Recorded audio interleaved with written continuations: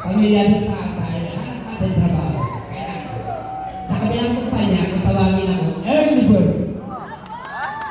Kaya, dito kay ma'am, nakikita ko rin. Totohanan lang, trabaho, kailangan alas 8, asking, nandun ka na. Wow. Pagdating ng alas 8, ayaw nila, nandun pa rin ako. Pag larga kami. Dahil ang samahan namin sa JNT. Tapos,